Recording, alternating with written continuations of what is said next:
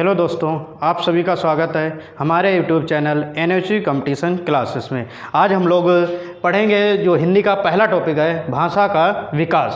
देखते हैं। और सामान्य हिंदी भाषा का विकास, इसमें पहला क्लास है, इसे डेमो क्लास भी कह सकते हैं बाय हिमालय सर।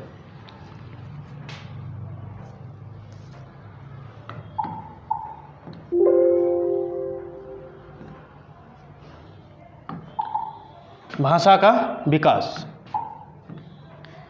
भाषा किसे कहते हैं?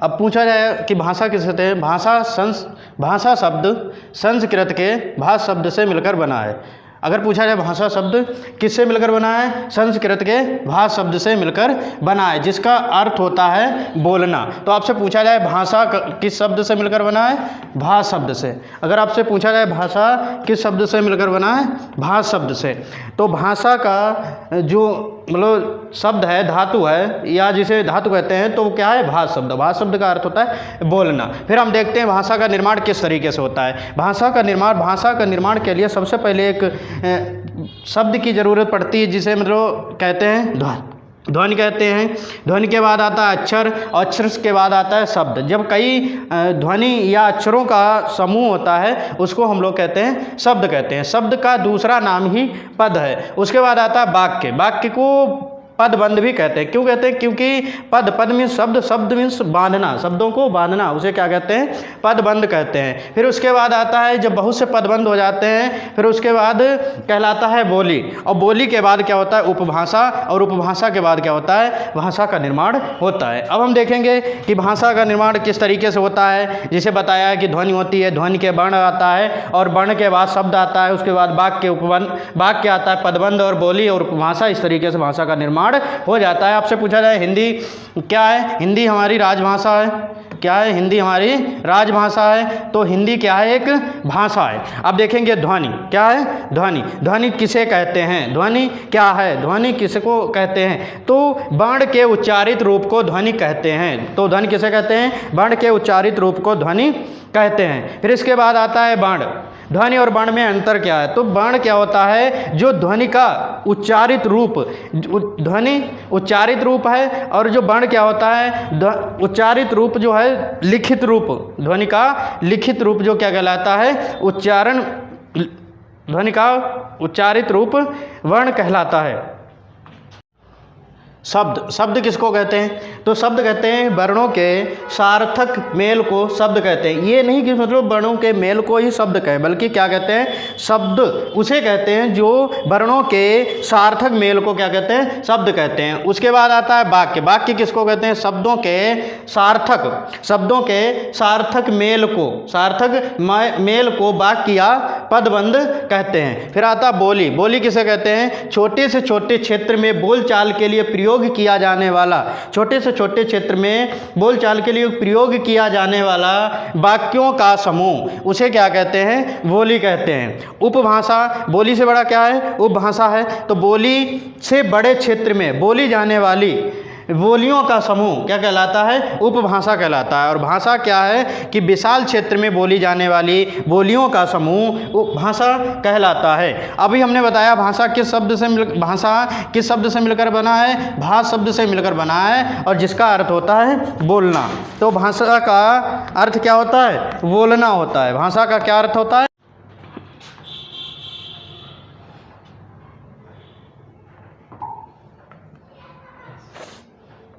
अब आपसे पूछा जाए कि भाषा की सबसे छोटी इकाई क्या है, ध्वनि।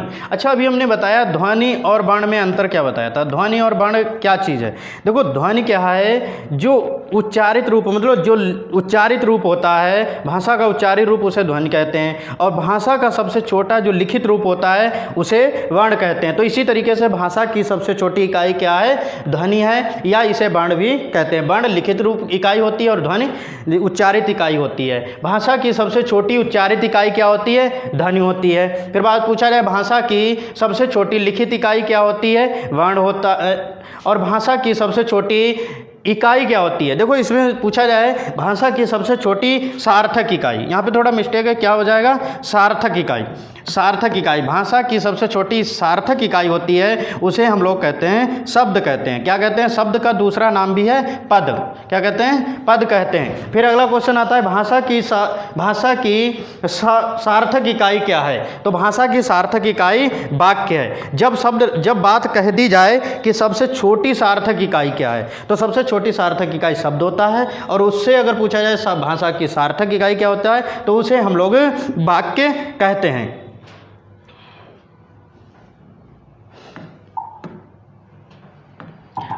अब देखेंगे हिंदी किस भाषा का शब्द है? हिंदी फारसी भाषा का शब्द है। हिंदी किस भाषा का शब्द है? हिंदी फारसी भाषा शब्द है। हिंदी शब्द का उल्लेख, अगर आपसे पूछा है हिंदी शब्द का उल्लेख सर्वप्रथम किस पुस्तक में मिला है, तो जेंद ए उवेस्ता पुस्तक में हिंदी शब्द का उल्लेख सर्वप्रथम मिला। हिंदी किस भाषा का शब्द है? फारसी भाषा का शब्द है। हिंदी भारतीय आर्य उपशाखा की एक भाषा है। तो पूछा है हिंदी मतलब किस शाखा की भाषा है? तो भारतीय आर्य उपशाखा की भाषा है। भारतीय आर्य उपशाखा को 3 भागों में विभक्त किया गया है। तो पूछा जाए भारतीय आर्य भाषा को कितने भागों में विभक्त किया गया है? 3 भागों में विभक्त किया गया है। कौन से 3 भाग हैं? एक तो प्राचीन भारतीय आर्य भाषा, उसके बाद आता है प्राचीन आर्य भाषा में इसकी टाइमिंग है 1500 बीसी से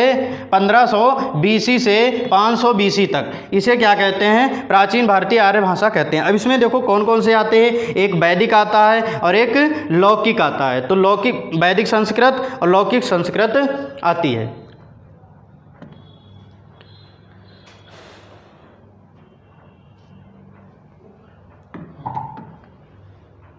उसके बाद आता है मध्यकालीन भारतीय आर्य भाषा 500 बीसी से 1000 एडी तक। कितना? 500 बीसी से 1000 एडी तक। तो इसमें कौन कौन सा आता है? पाली आता है, फिर उसके बाद प्राकृत आती है, अभ्रंश आती है। तो पूछी जाए पाली की टाइमिंग क्या है? पाली भाषा की टाइमिंग क्या है? तो 500 बीसी से 1 एडी तक, 500 बीसी से 1 एडी तक, और प्राकृत की 1 एडी से 500 एडी तक। फिर उसके बाद आती है अभ्रंश भाषा।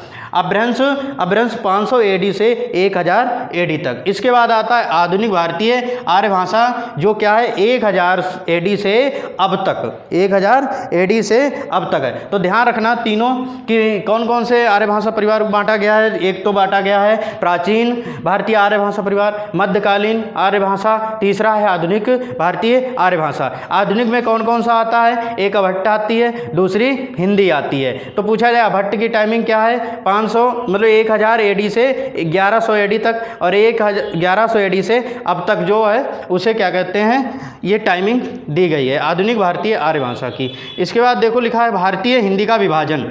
भारतीय हिंदी का जो मतलब हिंदी का विभाजन कितने बोलियों में किया गया है? 17 बोलियों में। क्योंकि अभी एक चीज़ बताई थी कि बोलियों के बाद ही क्या होती है? उपभाषा होती है, और उपभाषा के बाद में क्या होती है? भाषा होती है। तो इस तरीके से बोलियां कितनी हैं? हिंदी का विभाजन किया गया है 17 बोलियों में और 5 उपभाषाओं में किया गया है, और 5 उपभाषाओं में 17 बोलियों को निर्धारित किया गया है। अब आपसे पूछा है हिंदी भाषा के विकास का क्रम। हिंदी भाषा के विकास का क्रम, तो सबसे पहले कौन सी आ जाएगी? लौकिक संस्कृत आएगी। कौन सी आएगी? लौकिक संस्कृत। फिर उसके बाद हिंदी भाषा के विकास का क्रम। हिंदी भाषा के विकास के क्रम सबसे पहले आती है लौकिक वैदिक संस्कृत, वैदिक के बाद लौकिक संस्कृत, पाली आती है, प्राकृत आती है, अपभ्रंश आती है, अभट्ट आती है, उसके बाद हिंदी आती है, और हिंदी का बाद में क्या हो जाता है? विभाजन हो जाता है। कितनी बोलियों में विभाजन होता है? 17 बोलियों में विभाजन होता है। उपभाषा पूछी जाए कितनी होती हैं? 5 उपभाषा होती हैं। तो आपसे पूछा जाए हिंदी भाषा की जननी किसे कहा जाता है? हिंदी भाषा की जननी किसे कहा जाता है? तो संस्कृत को कहा जाता है। किसको कहा जाता है? संस्कृत को। अच्छा, संस्कृत के भी 2 भाग होते हैं। एक होता है लौकिक संस्कृत। क्या होती है? एक लौकिक संस्कृत होती है और एक वैदिक संस्कृत होती है। तो लौकिक से पहले कौन सी आई थी? वैदिक आई थी।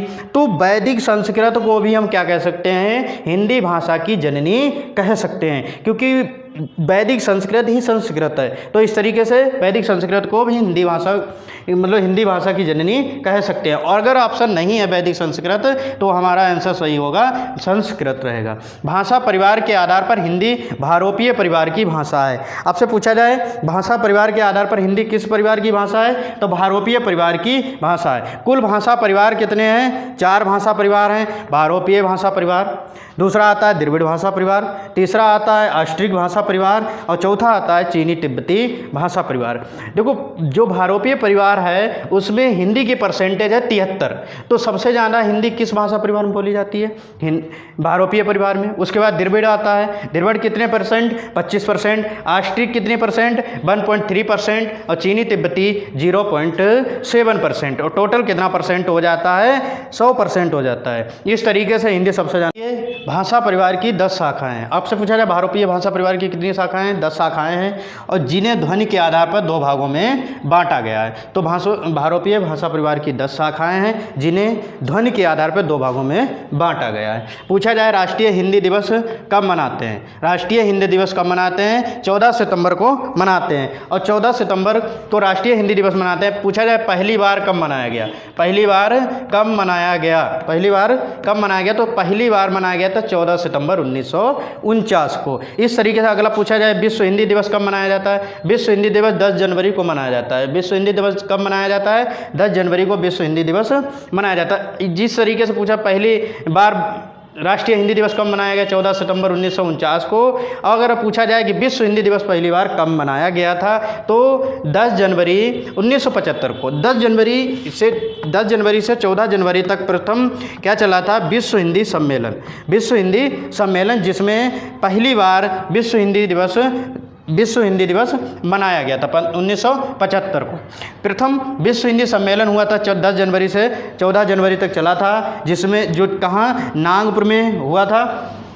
उद्घाटन इंदिरा गांधी के द्वारा किया गया था। प्रतिभागी देशों की संख्या 30 थी और प्रतिभागी सदस्यों की संख्या, प्रतिनिधियों की संख्या पूछी जाए सदस्य कितने थे, तो सदस्यों की संख्या 122 थी। उद्घाटन किसके द्वारा, इंदिरा गांधी के द्वारा। स्थान नागपुर, स्थान कौन सा है, नागपुर में है।